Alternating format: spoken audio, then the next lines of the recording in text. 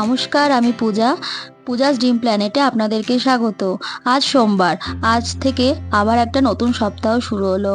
আর আমার ছেলে সকালবেলা স্কুলে এই ঠাকুরকে প্রণাম করে বেরিয়ে পড়ছে দাদাইয়ের সাথে।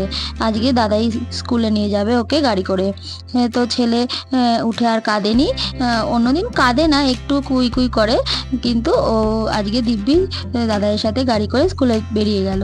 এরপর ওকে আমি টাটা করে দুগা দুগা করে, আর এরপর ওকে আমি দেখলাম যে কত দূর অবধি যাচ্ছে। মায়ের তো মন। তারপরে আমি চলে এলাম আমার রান্নার কাজে। সকাল সকাল তাড়াতাড়ি করে রান্নাগুলো সেরে নিলে একটু অন্য কাজগুলো করা যায়। আর যেহেতু ছেলের স্কুল শুরু হয়ে গেছে, তো ভেবেছি এবার অন্য অন্য যে কাজগুলো আমার পড়ে থাকে, আমি যেগুলো করতে পারি না ছেলেকে নিয়ে, সেই কাজগুলো আজ থেকে শুরু করে দেবো।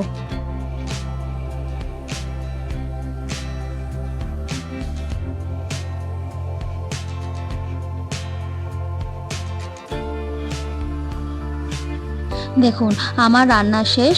আমি করে দিয়েছি অতনুকে আলু দিয়ে চিংড়ি মাছের তরকারি, আর একটু আম আর একটু মিষ্টি টিফিনে, আর একটু রুটি করে দিয়েছি। নয় রুটি নয় পরোটা, এইটাই দিই আমি টিফিনে। ও ভাত খেতে চায় না। তারপরে তাড়াতাড়ি করে, যেহেতু ওর টাইম হয়ে যাচ্ছে, আর ওদিকে ছেলে সাবুটা বসিয়ে দিচ্ছি। আজকে সাবু আর কলা খাইয়ে দেবো। আর ওদিকে অতনু বেরিয়ে গেল। এরপর আমার হাতে থাকে এই 30 মিনিট মতন সময় থাকে। 9:30 থেকে 10টা, পৌনে 10টা, 10টার মধ্যে আমার ছেলে চলে আসে। এই আধ ঘন্টার মধ্যে 15 মিনিট আমি ভেবেছি একটু গাছেদের জন্য সময় দেবো, আর 15 মিনিট নিজের জন্য। আমি খাবো আর স্নান করবো, নাহলে তো আমার সেই সময়টুকুও পাই না। তো দেখুন, আমি যে সবজি জমিয়ে রেখেছিলাম, আর ডিমের খোসা, এখানে কলার খোসা, সেগুলো আমি সব রোদে দিচ্ছি। আজকে একটু রোদে দেবো। তারপরে এইগুলো জমিয়ে তারপরে আমি গাছে মাটির মধ্যে মিশিয়ে দেবো।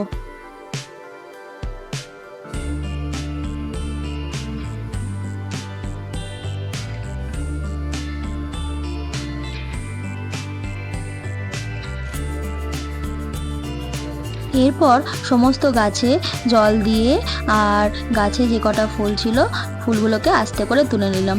যেহেতু অম্বাবতী চলছে, গাছে পাতা ছিঁড়তে নেই, কিন্তু ফুলগুলো তো ঠাকুরকে দেওয়াই যায়। ফুলগুলো না হলে আর তো বেশি ফুল ফোটে না, যে কটা ফুল ফোটে, তো ভাবি যে টাটকা ফুলগুলো ঠাকুরকে নিবেদন করব। তো তাই আস্তে আস্তে করে ঠাকুরের ফুলগুলো ঠাকুরকে দেবো বলে তুলে নিচ্ছে। আর দেখুন, পরের দিন একটা জবা ফুটবে, তাই আমি দেখে নিলাম। এরপর আমার স্নান কমপ্লিট। তারপরে তাড়াতাড়ি করে হালকা সামনের চুলটা একটু আঁচড়ে শীতে করে, যেহেতু সিঁদুর পরতে হবে তার জন্যই, পুরো চুল আঁচড়াতে গেলে এখন আমার অনেক টাইম লাগবে, চুলে জট পড়ে যায়। তো আর একটু স্কিন কেয়ার রুটিন, মানে আমার যেহেতু ঝটপট কাজ, তাই একটু হচ্ছে টোনার আর একটু সানস্ক্রিন লাগিয়ে ব্যাস আমার কমপ্লিট। তারপরে আমি চলে যাব। আমি একটু ছাতু শরবত খেয়ে নেবো, নাহলে আর আমার সেই খাওয়ার সময়টুকু হবে না। তারপরে আমি গোপালকে আমি পুজো দিতে যাব, কারণ আমি মনে করি না খেয়ে পুজো দিলে খাবারের দিকে মন পড়ে থাকে। আর এই যে দেখুন, আমার ছোট্ট সোনা চলে এসেছে। আমি কোনো কারণবশত ফোনে ভয়েসটা আসতে হয়ে গেছিলো, আমি আপনাদের শোনাতে পারিনি। শোনালে আপনারা শুনতে পেতেন। যে এসেই প্রথমে দেখাচ্ছে যে এই যে জেলিটা এনেছে, একটা গপুর জন্য আর একটা ওর জন্য। মানে এখন থেকে ও যা কিছু খায়, যা কিছু কেনে, সব কিছু গপুর জন্য একটা আর নিজের জন্য একটা। আস্তে আস্তে ধীরে ধীরে কেমন দায়িত্ব নিতে শিখে গেছে। ও যেন সেই বড় দাদাদের মতো। ভাইরা আসলে যেমন বাড়িতে দাদারা নিজে না খেয়ে আগে ভাইয়ের জন্য কেনে, ঠিক সেরকম আমিও যেমন আমার বোন দূরে থাকলেও, যতই কথা না হোক, সময় অভাবে যখনই কিছু কিনি ওর কথা মনে পড়ে, যখন কিছু খাই ওর কথা মনে পড়ে, ওর ছোটবেলার কথা, যেগুলো আমি হয়তো ভুলতে পারিনি। এই ভাই বোন সম্পর্কগুলো এরকমই। আর ও কেমন আস্তে আস্তে ধীরে ধীরে ও ছোট্ট গোপালকেও নিজের ভাইয়ের মতো করে দেখছে না, শুধু মানছেও। যা খাচ্ছে ভাইকে দিচ্ছে, যা করছে ভাইকে সাজাচ্ছে, গোপালকে নিজেই সাজিয়ে নিচ্ছে। আর সমস্ত কিছু পরিপাটি করে, কখন গোপালের বাঁশি কোথায় গেল, গোপালের চুল কোথায় গেল, গোপালের হার কোথায় গেল, সমস্তটা লক্ষ্য রাখছে আমার এই ছোট্ট সোনাটা।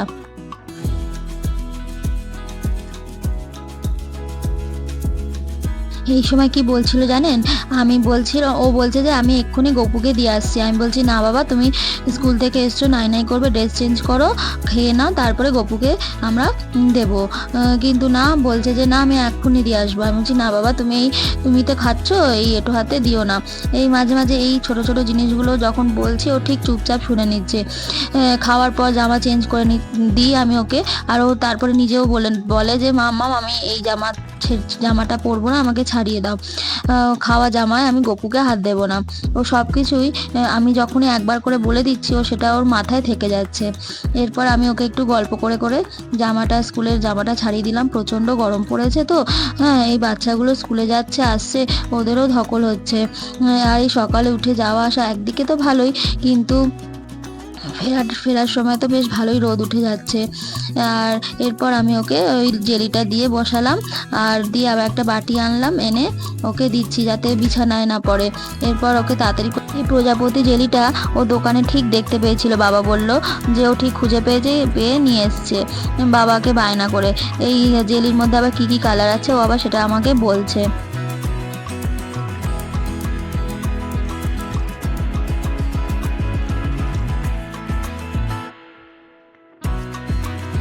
আমি সবসময় চেষ্টা করি খেলার ছলে ওকে খাওয়ানো, পড়ানোর সমস্ত কিছু কাজটা মোবাইলটা যতটা অ্যাভয়েড করা যায়। কারণ মোবাইলের নেশাটা খুবই খারাপ।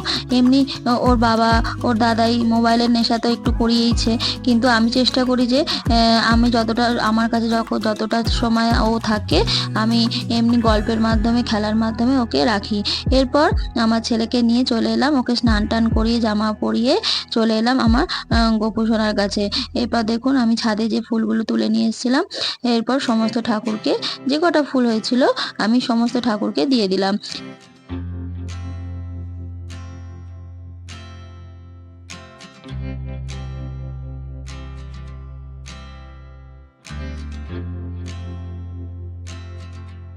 আজ আমি শাশুড়ি মার বটিটা নিয়ে ঠাকুরের ফল কাটতে বসেছি। ছুরিটা খুঁজে পাচ্ছি না। আমার ছেলের জ্বালায় আমি তাড়াহুড়োতে কোথায় রাখি, তারপরে কাজের সময় আমি খুঁজে পাই না। এবার ঠাকুরের ছুরি তো একটাই। তো আমি রান্নার সময় যখন ছুরি ব্যবহার করি, ওই জন্য অনেকগুলোই কিনে রেখেছি। যখন খুঁজে না পাই, একটা না পেলে আর একটা দিয়ে কাজ চালিয়ে নিই। কিন্তু ঠাকুরের ছুরি যেহেতু একটা, তো কি করব, এবার বটিটাই এখন আমার ভরসা। তো যাই হোক, মোটামুটি বটিটা দিয়ে উদ্ধার করতে পেরেছি।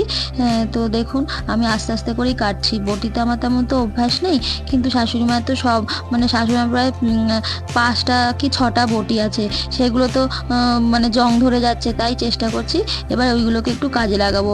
এবার মাছ যখন আসবে তখন মাছগুলো চেষ্টা করবো একটু বটি দিয়ে কাটার, যখন আমার হাতে সময় থাকবে। এরপর আমি ঠাকুরকে একটু ফল প্রসাদ দিচ্ছি আজকে, কলা আর আম আর একটু বাতাসা। রোজে তো মিষ্টি আনা সম্ভব হয় না, তো ছুটির দিনগুলো যখন আমরা বেরোই তখন ঠাকুরের জন্য নিয়ে আসি। তো ভাবছি এবার একটু তিল আর একটু নারকোল নিয়ে আসবো, গোপালের জন্য একটু নাড়ু করে রেখে দেবো। মাঝে মাঝে নাড়ুটা গোপালকে আমি দেবো। এরপর দেখুন আমার পেছনে ঘুরঘুর করছে আমার ছোট্ট সোনাটাও।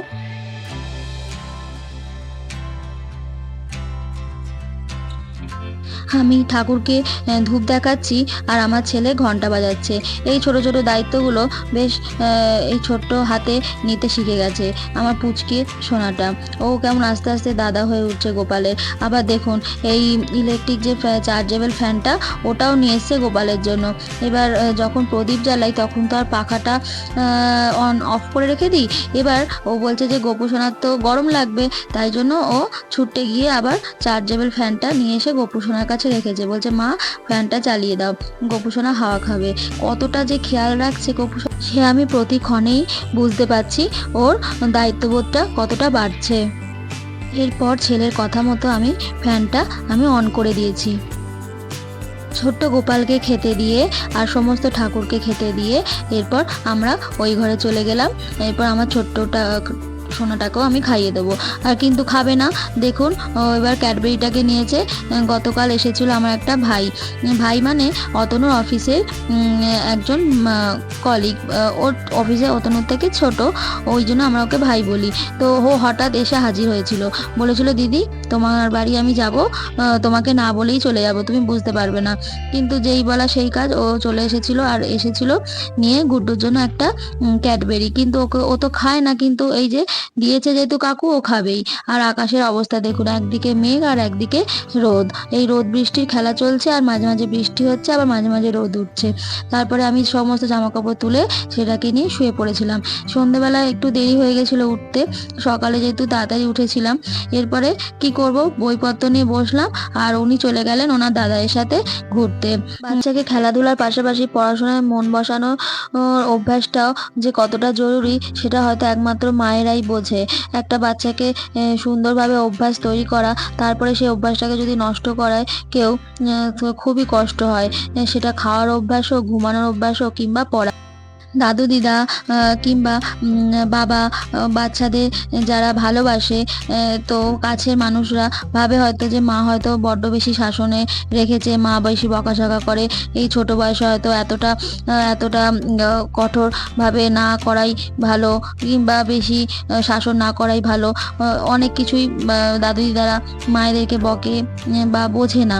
কিন্তু একটা মা চেষ্টা করে যে সবসময় একটা বাচ্চাকে ঠিক পথে নিয়ে যাবার, কারণ ভবিষ্যতে তাদের অনেক কিছু বাধা পেরোতে হবে, অনেক কিছু আসবে তাদের জীবনে, যারা তখন তারা সেইগুলো হয়তো ঠিকঠাকভাবে নিতে পারবে না, বা অ্যাকসেপ্ট না করে হয়তো তারা বুঝতে পারবে না কোনটা ভালো কোনটা ঠিক। তাই ছোটো থেকে যদি আমরা ঠিকঠাকভাবে ওদেরকে না চালনা করতে পারি, পরে ভবিষ্যতে গিয়ে ওদেরই অসুবিধা হবে। আজ আমি হয়তো আদর দিয়ে ওর একটা অভ্যাস হয়তো নষ্ট করতে পারি, কিন্তু ভবিষ্যতে সেই অভ্যাসটাই যখন ওকে করতে হবে, ওকে সেই পড়াশোনা বসতে হবে, তখনও হয়তো সেটা করতে পারবে না। তাই চেষ্টা করছি আমি রোজ রোজ একটু একটু করে খেলার ছলে ওকে পড়তে বসানোর, ওর মাথায় যাতে থাকে যে হ্যাঁ, আমাকে এই কাজটা করতে হবে। পড়াশোনাটা জরুরি নয়, স্কুলের পরীক্ষায় নম্বরটা জরুরি নয়, কিন্তু যে একটা পড়াশোনার পর যে একটা জ্ঞান আসে, যে কোনটা ভালো কোনটা খারাপ, কোনটা আলো কোনটা অন্ধকার, কোন পথে আমাকে যেতে হবে জীবনে, সেইগুলো বুঝতে পারাটাই হচ্ছে আসল শিক্ষা, আসল নাম্বার। আমি যখন ভালো মানুষের মতো মানুষ হব, তখনই যখন আমি সব মানুষের সাথে মিশতে পারবো ঠিকভাবে, আর ঠিক করে মিশে ভালোটা আমি নেব, খারাপটা আমি গ্রহণ করব না, ঠিক সেইগুলোই হবে জীবনের আসল পরীক্ষার নম্বর। আমার অবশ্যই ভবিষ্যতে কি হবে আমি জানি না, ভবিষ্যৎ আমার হাতে নেই, কিন্তু বর্তমান আমার হাতে আছে। তাই আমি প্রতিনিয়ত চেষ্টা করছি ওকে ভালো পথে নিয়ে যাওয়ার। তো আজকে ভিডিওটা এই পর্যন্তই। আপনারা ভালো থাকবেন, সুস্থ থাকবেন। দেখা হচ্ছে পরের একটি ব্লগে। আর ভিডিওটি যদি ভালো লাগে একটা লাইক অবশ্যই করে দেবেন, আর আমার চ্যানেলটি পাশে থাকবেন সাবস্ক্রাইব করে।